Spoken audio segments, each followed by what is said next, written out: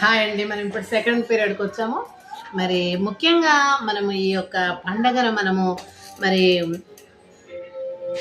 చూడండి, గాలి అనేది ఒకటి చూసుకున్నట్టయితే గాలి యొక్క దాని శక్తి మనకు ఎప్పుడు తెలుస్తుంది? అది ఆ గాలి లోపల పవర్ ఎంత ఉందనేది మనకు తెలియదండి. ఆ గాలి ఎప్పుడైతే సుడిగాలిగా మారి మనల్ని చుట్టేసుకుంటుందో అప్పుడు ఆహా, గాలికి ఇంత ప్రభావం ఉంటుంది అని మనకు అర్థమవుతుంది. ఎందుకంటే మన ఊపిరాడదు ఆ గాలిలో, మనం తట్టుకోగలుగుతామా? లేదు. కాబట్టి గాలికి ఉన్నటువంటి పవర్ మనిషిని కొట్టేస్తుంది, కూడా కొట్టి పడేస్తుంది. అదేవిధంగా నీటికి కూడా అండి, గాలికి అంత శక్తి ఉంటుంది. నీటికి కూడా నీరు అది సమాన లెవెల్లో ప్రవహిస్తున్నప్పుడు చిన్న తరంగాలు అలా వచ్చినప్పుడు మనము మామూలు అనుకుంటాం.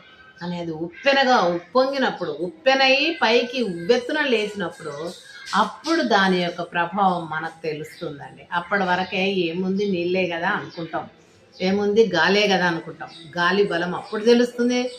సుడిగాలిలో మనకు టచ్ అయినప్పుడు ఈ యొక్క వాటర్ యొక్క పవర్ అనేది కూడా మనకు ఉప్పొంగినప్పుడు, అంటే ఉవ్వెత్తున లేచినప్పుడు, ఉప్పెన ద్వారా తెలుస్తుంది. అదేవిధంగా మొక్క కూడా అండి, విత్తనముతోటే కదా మొలకెత్తేది, అంకురార్పణము. అయితే ఆ యొక్క విత్తనం యొక్క శక్తి పవర్ ఎప్పుడు తెలుస్తుంది?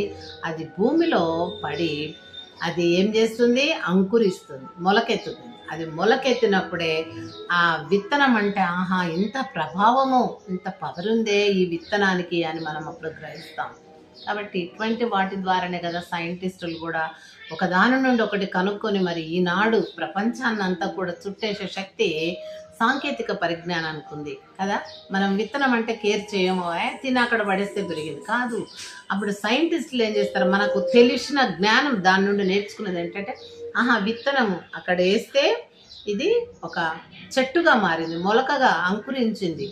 దీని ప్రభావము ఒక్క విత్తనానికి ఎంతో ధాన్యం వచ్చింది అనేది తెలుసుకొనే కదా మనం సైన్స్ ప్రకారంగా మనం ఎన్నో కనుక్కున్నాం. ఒక దాని గురించి, ఒక విత్తనం గురించి తెలుసుకున్నామంటే అది మొలకెత్తి ఒక్క విత్తనానికి 10 విత్తనాలు తయారు చేస్తుంది.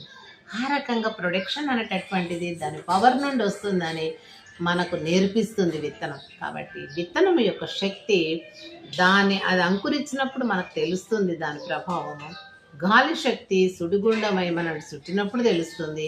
నీటి శక్తి అది ఉప్పెనగా మారినప్పుడు తెలుస్తుంది. కాబట్టి మన శక్తి కూడా మనం ఏంటో అనేది మన మీద మనకు నమ్మకం ఉన్నప్పుడు తెలుస్తుంది.